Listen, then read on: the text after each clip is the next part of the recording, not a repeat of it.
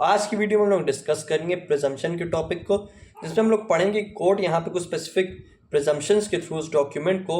As a genuine document मानेगी। तो last video में हम लोग पब्लिक डॉक्यूमेंट्स का कंसेप्ट डिस्कस कर रहे थे, यानी कि हम लोग सेक्शन 77 तक पढ़ चुके थे। अब हम लोग इसके नेक्स्ट टॉपिक पे पढ़ेंगे। अब हम लोग कुछ ऐसे डॉक्यूमेंट्स के बारे में बात करेंगे जिसका कोर्ट प्रिजम्पशन लेती है, यानी कोर्ट उसको मानती है कि हाँ ये जेन्युइन या फिर सही हो सकते हैं।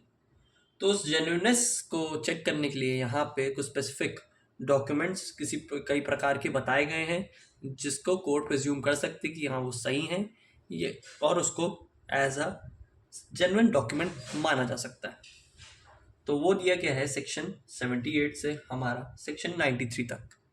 यानी कि सेक्शन 78 से 93 तक टोटल 16 सेक्शंस दिए गए हैं जिसमें प्रिजम्पशन एज टू डॉक्यूमेंट्स को लेकर बात की गई, जिसमें से इस वीडियो में हम लोग स्पेसिफिक 8 सेक्शंस को डिस्कस करेंगे और रेस्ट बचे हुए 8 सेक्शन हम लोग नेक्स्ट वीडियो में डिस्कस करेंगे। तो चलिए स्टार्ट करते हैं स्पेसिफिक 78 से 85 तक के सेक्शंस को। देखिए इन सब प्रोविजंस में, इन सब सेक्शंस में कुछ खास कंसेप्ट नहीं है जिसको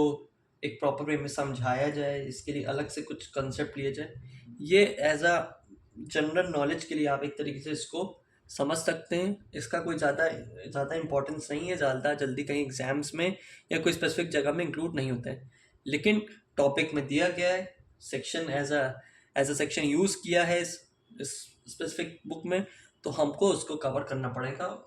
कोई टॉपिक हम ऐसे नहीं छोड़ सकते। तो चलिए डिस्कस करते हैं सेक्शन 78 से सेक्शन 85 तक के सेक्शंस को।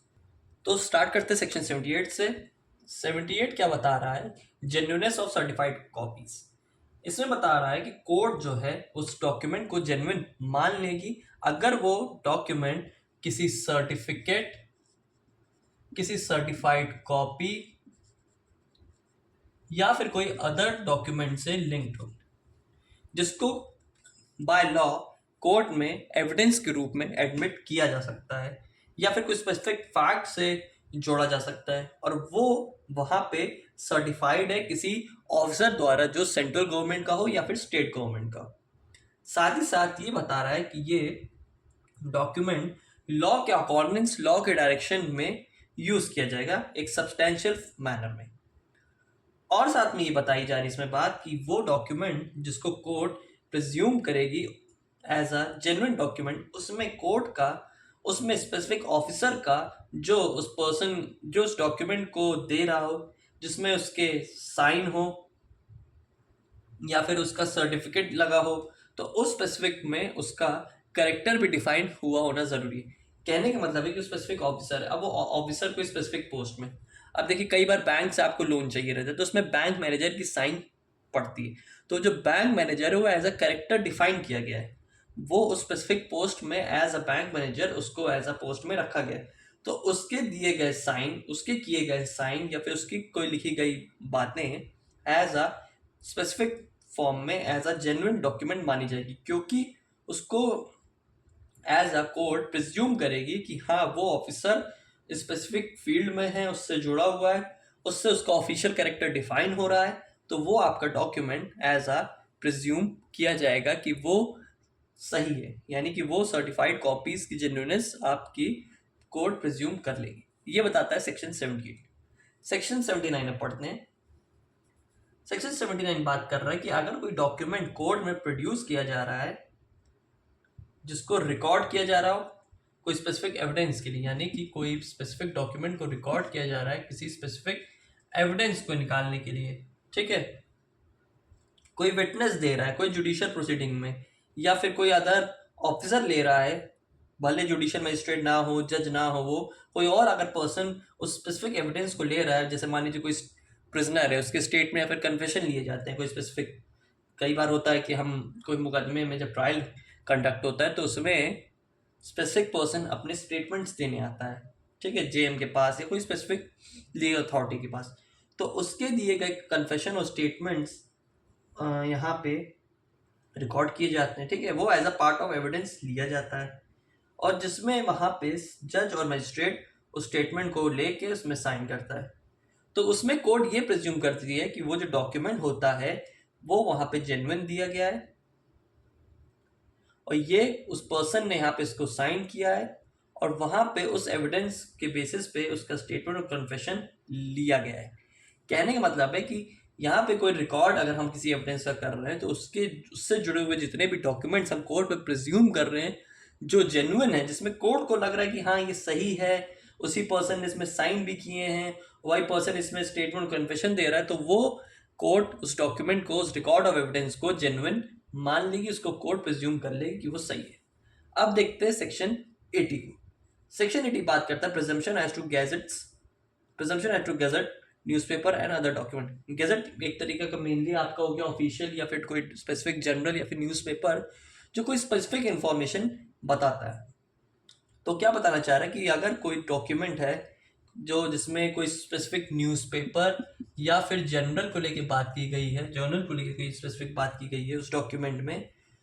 वो डॉक्यूमेंट जो लॉ के थ्रू डायरेक्ट किया गया है और वो किसी स्पेसिफिक पर्सन के पास रखा हुआ है जिसके उसके पास प्रॉपर कस्टडी है, यानी कि वो कोई स्पेसिफिक पर्सन है। कोई न्यूज़पेपर है, अब न्यूज़पेपर में जैसे आपके दैनिक जागरण हो गया तो उसका स्पेसिफिक ऑफिस होता है। अब उस ऑफिस में कोई ऐसा स्पेसिफिक आपको न्यूज़पेपर की ज़रूरत पड़ रही है जो आपके कोई रिकॉर्ड ऑफ एविडेंस में यूज़ होगा, तो वो पर्सन यहाँ पे, उस पर्सन जो इसने न्यूज़पेपर को रखा है या कोई स्पेसिफिक जर्नल को रखा हुआ अपने पास, तो वहाँ पे उसकी कस्टडी में, तो यही बताया जा रहा है कि अगर कोर्ट यहाँ पे उस डॉक्यूमेंट को मंगवा रही है या वो डॉक्यूमेंट का यूज़ हो रहा है जो किसी स्पेसिफिक प्रॉपर कस्टडी में रखा गया है किसी पर्सन के पास ऑफिशियल मैनर में, तो कोर्ट उसको प्रिज्यूम करती है कि हाँ वो डॉक्यूमेंट सही है। ठीक है, ये बता रहा है ये सेक्शन। साथ ही साथ इसमें एक्सप्लेनेशन भी बताई गई है सेक्शन 80 में कि अगर वो डॉक्यूमेंट कोई प्रॉपर कस्टडी में रखा गया है, किसी सही जगह रखा गया और उसका अच्छे से देखभाल हो रहा है, कोई सही इंसान उससे जुड़ा हुआ है, तो वहाँ पे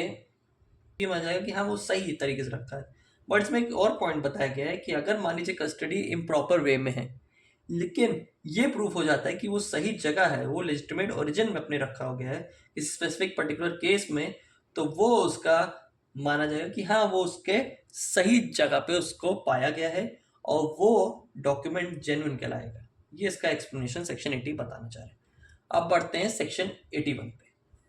सेक्शन 81 भी वही सेम बात कर रहा है, इसमें कुछ ज़्यादा फर्क नहीं है, बस वहाँ पे वो न्यूज़पेपर जो अदर डॉक्यूमेंट्स थे वो आपके पास जो पड़े थे वो टेंजिबल मैनर में थे, यानी कि वो एक प्रॉपर वे में आप उसको हार्ड कॉपी कह लीजिए एक तरीके से उसमें पड़ा है। लेकिन वहीं आप कोई भी अगर कोई डॉक्यूमेंट है, कोई ऑफिशियल चीज़ अगर कोई इलेक्ट्रॉनिक या फिर डिजिटल मैनर में रखा है, आपके कोई कंप्यूटर में रखा गया है, वो कोई कंप्यूटर या फिर कोई इलेक्ट्रॉनिक डिवाइस में उसको स्टोर करके रखा गया है वही स्पेसिफिक सेम डॉक्यूमेंट को, तो वो कोर्ट मान लेगी कि हाँ वो जेन्युइन है क्योंकि वो एक ऑफिशियल मैनर में इसको रखा गया है, प्रॉपर कस्टडी उसकी रखी गई है, उसको एक लेजिटिमेट जगह में रखा गया है। सेम चीज़ है सेक्शन 80 में, बस यहाँ पे 80 में हार्ड कॉपी की बात की गई, 81 में सॉफ्ट कॉपी यानी कि कंप्यूटर या फिर इलेक्ट्रॉनिक डिवाइस को लेकर यहाँ पे बात की गई है। बाकी सारा कंसेप्ट सेम है। बढ़ते हैं सेक्शन 82 पे। 82 यहाँ पे बात करता है मैप्स और प्लान्स के बारे में। कोई स्पेसिफिक मैप है किसी जगह का, कोई किसी चीज़ का नक्शा है या कोई स्पेसिफिक प्लान बनाया गया है कोई चीज़ को लेके, वो बनाया गया है किसी सेंट्रल गवर्नमेंट की अथॉरिटी द्वारा या फिर स्टेट गवर्नमेंट की अथॉरिटी द्वारा,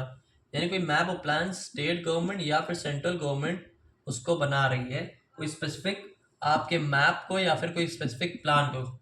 ठीक है, तो वो बनाए गए हैं एकदम एक्यूरेट मैनर में। ठीक है,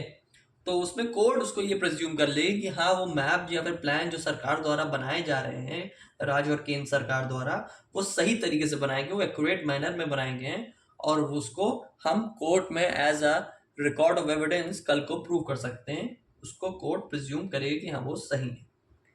ये था सेक्शन 80, आपका सेक्शन 82।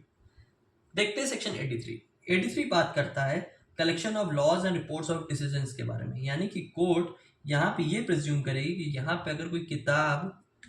कोई बुक है यहाँ पे जिसको प्रिंट किया गया है कोई प्रिंटेड फॉर्म में या फिर उसका पब्लिशन हुआ है, उसको कहीं पब्लिश किया गया है उस स्पेसिफिक डॉक्यूमेंट को,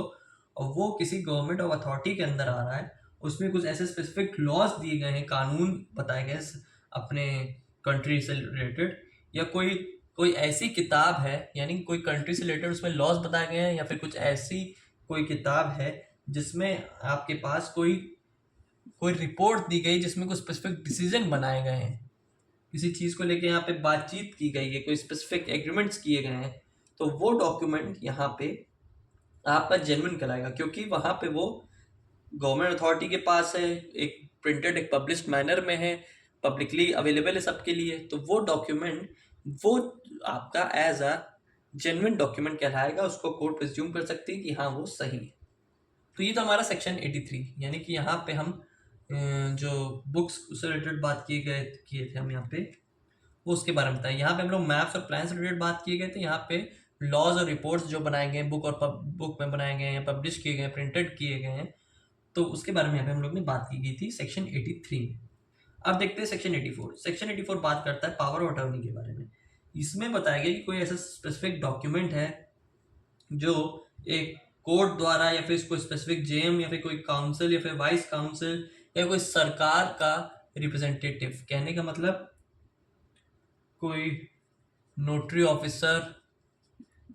जेएम, जुडिशियल मजिस्ट्रेट, कोर्ट, ठीक है, Indian council, vice council,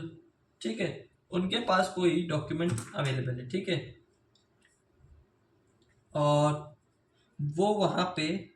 court में एग्जीक्यूट करवाया गया, जिसको नोटरी ऑफिसर या मतलब कोई नोटरी में, कोई कोर्ट में, कोई जज के पास, कोई मजिस्ट्रेट के पास या फिर सेंट्रल गवर्नमेंट के रिप्रेजेंटेटिव के पास उसको रखा गया है, तो वो माना जाएगा कि एक ऑथेंटिक डॉक्यूमेंट है, ठीक है, एक ऑथेंटिक डॉक्यूमेंट है, और वो power of attorney as a court presume करेगी कि वो सही है, क्योंकि वो डॉक्यूमेंट एक ऑथेंटिक मैनर में रखा गया है, एकदम अप्रोप्रिएट मैनर में रखा है, विदाउट एनी अनफेयर मैनर। तो उस पावर ऑफ अटर्नी को वहाँ पे कोर्ट प्रिज्यूम कर सकती है कि हाँ वो एक्यूरेट और सही है। अब देखते हैं इस टॉपिक का लास्ट सेक्शन, सेक्शन 85 को। सेक्शन 85 इलेक्ट्रॉनिक एग्रीमेंट्स के बारे में बात करता है। इसमें कोर्ट बताए कि कोई भी हमारे पास इलेक्ट्रॉनिक रिकॉर्ड है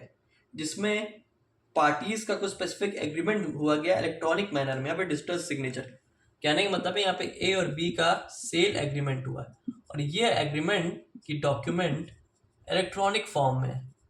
जिसमें दोनों ने इलेक्ट्रॉनिकली साइन भी किया है, ए और बी ने, ठीक है, ए बी ने यहाँ पे प्रॉपर सिग्नेचर किया है इलेक्ट्रॉनिक फॉर्म में,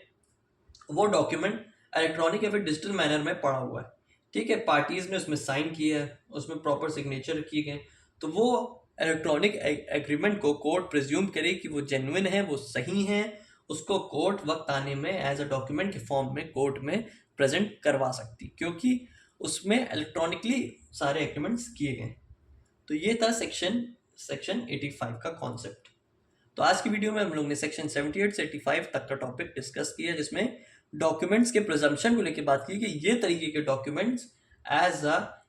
कोर्ट में उसको प्रिज्यूम करवाया जा सकता है। अब वो कोर्ट के ऊपर डिस्क्रिप्शन है कि वो उसको सही माने या गलत माने, लेकिन प्रिज्यूम किया जा सकता है कि हाँ उसको कोर्ट एडमिट कर लेगी। आई होप आपको सेक्शन 78 से 85 तक का टॉपिक अच्छे से क्लियर हो गया। नेक्स्ट वीडियो में हम रेस्ट स्पेसिफिक प्रिजम्पशन जो बचे हैं उसको कवर करेंगे। तो मिलते हैं फिर नेक्स्ट वीडियो में।